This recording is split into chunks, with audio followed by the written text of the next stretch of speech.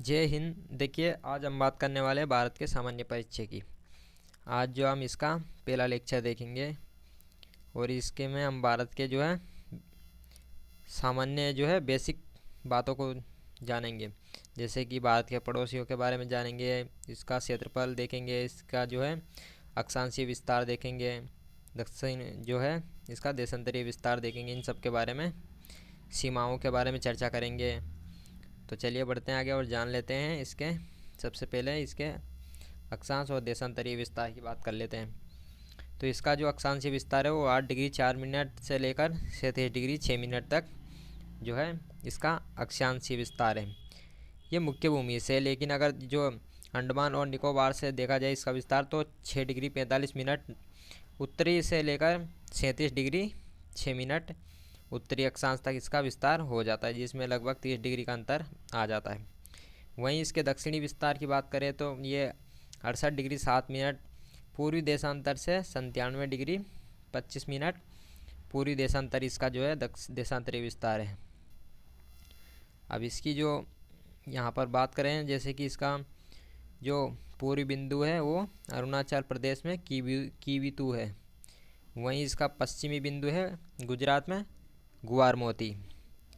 अब इसके जो उत्तर में इसके बिंदु की बात करें, लास्ट बिंदु की, तो हो जाता है इंद्राकोल, जो कि कश्मीर में स्थित है। और दक्षिणतम बिंदु है वो मुख्य भूमि में अगर देखा जाए तो ये है कन्याकुमारी। और वहीं अगर इसको अंडमान निकोबार में देखा जाए तो ये हो जाता है इंदिरा पॉइंट या पिग्मेलियन पॉइंट भी कहते हैं। लेकिन ये क्या है कि 2004 की सुनामी में पूरी तरह से जलमग्न हो गया, जल में डूब गया। अब इसके क्षेत्रफल की बात करते हैं। तो भारत का जो क्षेत्रफल से पहले हम इसकी जो है लंबाई चौड़ाई देख लेते हैं। जैसे भारत की पूर्व से पश्चिम जो लंबाई है वो 2933 किलोमीटर हो जाती है। वहीं उत्तर से दक्षिण देख जो इसकी लंबाई है वो 3214 किलोमीटर हो जाती है। तो अब बढ़ते हैं इसके क्षेत्रफल के बारे में जान लेते हैं। इसका कुल क्षेत्रफल जो है 32,87,263 किलोमीटर स्क्वायर है, जो कि विश्व का 2.4% हो जाता है। और ये भारत जो है वो 7वां बड़ा देश है विश्व में। इसके अलावा यहाँ पर जैसे अब यहाँ पर जो है देख लेते हैं, 7वां बड़ा देश भारत है। इसके अलावा कौन कौन से देश हैं, जैसे पहले नंबर पर रूस है, फिर कनाडा, यूएस है, चीन, ब्राज़ील, ऑस्ट्रेलिया, और 7वें नंबर पर भारत आ जाता है। अब यहाँ पर जो है यहाँ कुछ रेखाएं दी गई, जैसे ये अक्षांशीय, ये जो है देशांतरीय रेखाएं इस तरह से होती है, और अक्षांशीय जो रेखाएं होती है वो इस तरह से होती है। अब देखते हैं कि भारत के जो पड़ोसी देश, इसमें बांग्लादेश, इसकी सीमा जो है 4096 किलोमीटर जो है लगती है, जो कि सर्वाधिक है। उसके बाद जो है चीन है। चीन और भारत की जो सीमा रेखा उसे मैकमोहन रेखा कहते हैं। उसके बाद जो पाकिस्तान है, उसकी जो पाकिस्तान और भारत की जो सीमा रेखा उसको रेड क्लिफ रेखा के नाम से जाना जाता है।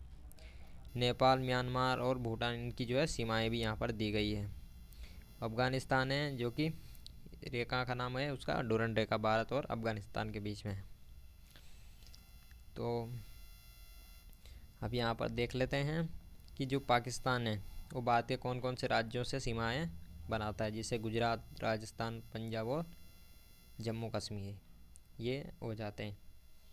वहीं चीन की बात करें, जो कि जम्मू कश्मीर, लेह लद्दाख, अरुणाचल प्रदेश, उत्तराखंड, सिक्किम तथा हिमाचल प्रदेश से जो है सीमा इसकी लगती है। अब भारत और चीन की सीमा देख लेते हैं। यहाँ पर इसकी कुछ मैपिंग दी गई है। ये 3 तरह से जो है सीमाएं भारत के साथ इसकी लगती है चीन की, जिसमें पश्चिमी सीमा, मध्य सीमा तथा पूर्वी सीमा। अब यहाँ पर पश्चिमी सीमा में आ जाता है जैसे सिंधु से लेकर तारिम जो बेसिन है, और जम्मू कश्मीर से सिक्यांग, अक्साई चीन इसके अंतर्गत आ जाते हैं। मध्य जो वर्ती सीमा है उसमें हिमाचल प्रदेश और उत्तराखंड आ जाते हैं।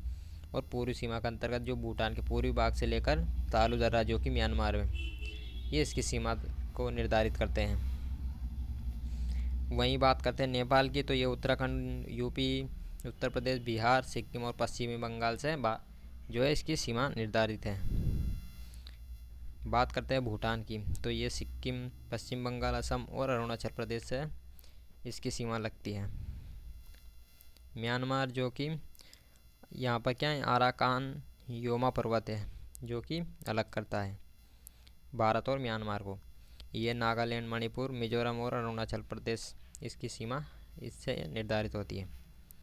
बांग्लादेश, असम, पश्चिम बंगाल, मेघालय और मिजोरम और त्रिपुरा, इनकी सीमा जो है इनसे लगती है। और अफ़गानिस्तान जो है लद्दाख से इसकी लगती है।